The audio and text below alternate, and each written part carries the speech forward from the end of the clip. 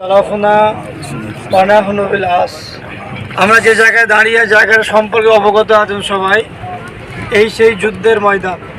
এই যে ফাঁকা জায়গাটা দেখছেন, এখানে আগে পাহাড় ছিল।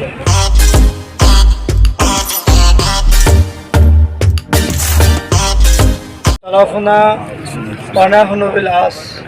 আমরা যে জায়গায় দাঁড়িয়ে জায়গার সম্পর্কে অবগত আছেন সবাই, এই সেই যুদ্ধের ময়দান।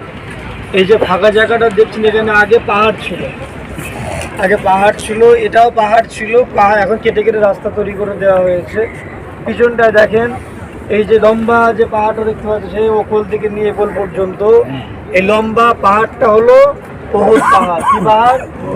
এই সাহাবারা যখন শহীদ হয়েছিল, এই সাহাবারা যখন নবী সাহাবাদের যখন তুলে নিয়ে যাদের বাকির মধ্যে যাচ্ছিলেন মানে মাটি দেওয়ার জন্য, ওই দিন এই পাহাড় গুনগুন গুনগুন করে কাঁদতে লেগেছিল।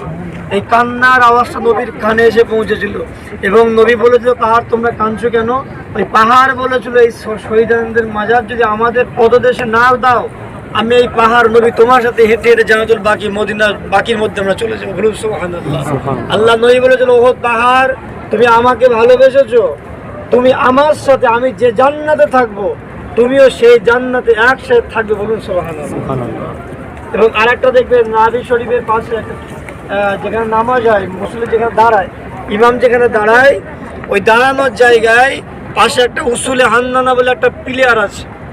ওই পিলারে ওখানে আগে একটা মরা খেজুর গাছ দিয়ে টেক দেওয়া ছিল। নবী ওখানে হেলান দিয়ে খুতবা তেলাওয়াত করত। যখন মুসলমানদের কিছু টাকা পয়সা আল্লাহ দিয়েছে, এই টাকা পয়সা দেওয়ার কারণে সাহাবারা করলো যে মসজিদে ভেঙে চুরে একটু বাড়াতে হবে, তখন ওই খেজুর গাছটা ভাঙার জন্য ওরা ঠিকঠাক করতে লাগলো। এবং ওই খেজুর গাছ, মরা খেজুর গাছ কাঁদতে আরম্ভ করলো, গুনগুন গুনগুন, বাচ্চা ছেলের মতো কান্না। হাদিস এসেছে, বাচ্চা ছেলের মতো গুনগুন করে কান্না নবীর কানের আওয়াজে লাগতে লাগলো। আল্লাহ নবী জড়িয়ে ধরে বললো, খেজুর গাছ তুমি কাঁদতেছো কেন? খেজুর গাছের জবান খুলে গিয়ে, ইয়া রাসূলুল্লাহ, ইয়া হাবিবাল্লাহ, আমি মসজিদে এখানে দাঁড়িয়ে থাকি, আপনারা আমাকে টেস্ট দিয়ে হেলান দিয়ে আমার খুতবা পড়ো, আমার খুব ভালো লাগে। আপনি আমাকে খুলে ফেলে দেবেন, আমি কোথায় থাকবো না থাকবো জানি না, আমি আপনাকে খুব ভালোবাসি। আল্লাহ নবী বলেছে, সাহাবারা এই খেজুর গাছটাকে তোমরা পিলিয়ারের ভেতরে দিয়ে এটাকে ঢালাই করে দাও। খেজুর গাছ তুমি জেনে রাখো, আমি আল্লাহ, আমি নবী যে জান্নাতে থাকবো, তুমিও সেই জান্নাতে থাকি। বলুন সুবহানাল্লাহ।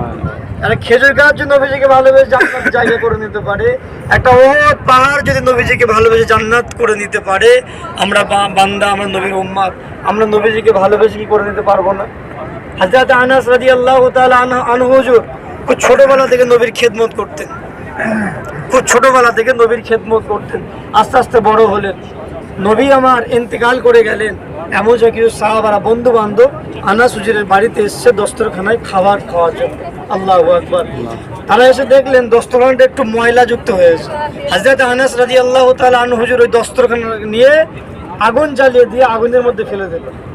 আগুনের মধ্যে ফেলে দিলে আগুনে যখন নিভে যায়, ওই দস্তরখানাটা আগুন থেকে বার করে নিয়ে এসে বন্ধুদের মাঝে আবার বিছিয়ে দেয়। বন্ধুর তাজ্জুব হয়ে গেল যে এই দস্তরখানা আগুনে দেওয়ার আগুন পুড়লো না কেন? আমি সংক্ষেপে বলছি, আগুন পুড়লো না কেন? ঠিক এইরকম সাইটে ওই আনাস হুজুর বলেছিলেন যে একসময় আল্লাহ নবী সাল্লাল্লাহু আলাইহি ওয়াসাল্লাম আমার বাড়িতে এসেছিলেন, আমি এই দস্তরখানায় একটু বিছিয়ে দিয়েছিলাম, আল্লাহ নবী খেয়ে হাতটা একটু মুছে দিয়েছিলেন।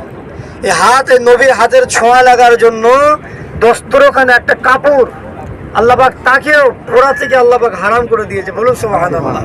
আমরা যদি সেই নবীর একটু সুন্নাত মেনে চলি, সেই নবী যদি অনুসরণ করতে পারি, নবীজিকে যদি একটু ভালোবাসতে পারি, তবে আমাদের জন্য জাহান্নামের আগুন কি হারাম হবে না? হবে না? বলেন। অবশ্যই চেষ্টা করবেন, নবীর সুন্নাত অনুযায়ী জীবনযাপন চেষ্টা করবেন। আখিরি জামানা যদি একটা সুন্নাতের অনুসরণ করে, একটার বাবার কাছে রক্ত ঝরা 100 শহীদানের থেকেও বেশি সব আল্লাহ তাকে দেয়। বলুন সুবহানাল্লাহ। এই যে ওহদ পাহাড়, যে পাহাড়ে নবীর রক্ত ঝরেছিল, নবীর দান্দান মোবারক শহীদ হয়েছিল।